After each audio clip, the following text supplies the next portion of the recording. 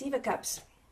They're economical, they're low waste, and they help answer that age-old question of just how much blood did you donate back to the biosphere this month. But there's a few more things that you're going to want to know.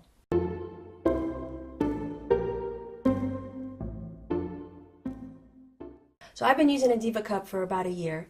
I'm not going to go into how to insert it, how to use it, because there's about 1 million YouTube videos that do that. That's how I learned. Let's talk about some other stuff that isn't maybe as apparent right away. So number one, is the Diva Cup right for you or right for your kid? That kind of depends on who you are. You know, are you really comfortable with getting up close and personal, or are you the sort of person who thinks that a tampon without an applicator is just too much reality? If you are a pad-only person, maybe not. If you don't have access to private bath facilities, then maybe not.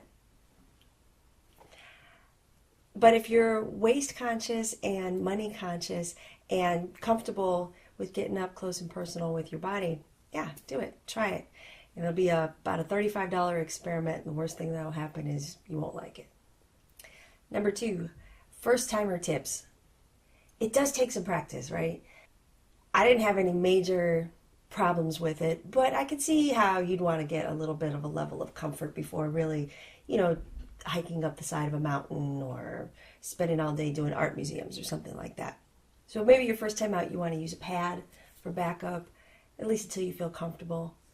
You might want to try it out in your home or another familiar situation so you can take care of things as they arise. It collects 30 milliliters, and for most women, that's a whole period worth of blood. Not for all women, but for a lot of women. So that 12-hour thing, it really does work like that. Also for first-time users, I would say start keeping track. Bonus points if you use a spreadsheet or something like that. Number three, the best times to use a Diva Cup are when you have access to a single-stall bathroom with a sink and a door. Activities where pads or tampons would be uncomfortable, swimming, hiking, moving around, just like they have on the tampon commercials, but apparently every woman in America is spending half of her time paragliding. I don't know who these people are. Ironically, your heaviest days are the best days for the Diva Cup. Just imagine on your heaviest days, if you have irregular bleeding or abnormal bleeding like some of us older ladies do, you can go through, a lot of tampons in one day. In this case, you don't. And over a year, you're saving a lot of waste. It's really pretty great. Number four, the worst times for a Diva Cup are that row of stalls in a bathroom. I hope they have doors. That's just not a cool time to be trying to use a Diva Cup. So a lot of times, public school situation is not the optimal situation for this.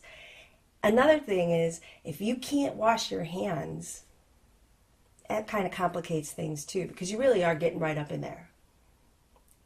You can see my subtle hand gesture here. Right up on in there. You want to keep your hands clean for that. Number five, pro tips.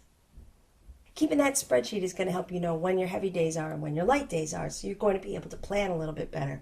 So if you have an event happens to fall on day 2, you know that you need to empty the cup right before you walk out the door to give yourself the most possible time.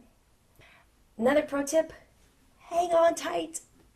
When you go to empty that thing, there are these little ridges at the bottom, and you're going to grab that and hang on tight.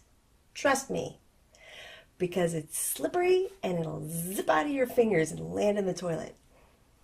That's gross. That's nasty. Number 3, if you're out and about, keep a little pack of wipes in your purse and a little plastic baggie.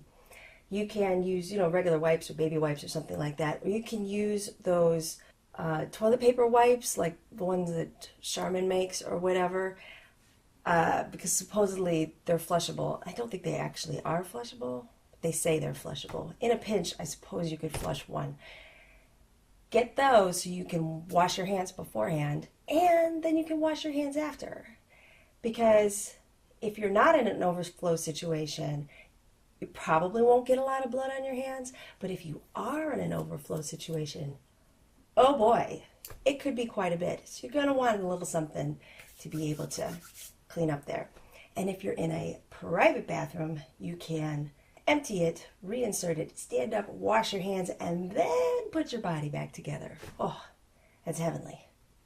Because another complication of the Diva Cup is that it's kind of hard to put your pants back on before you've been able to wash your hands. Anyway, I hope this was helpful. If you have questions, put them down in the comments. I'll see what I can do. And good luck.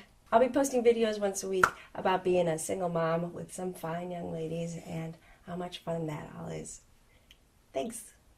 Subscribe, okay?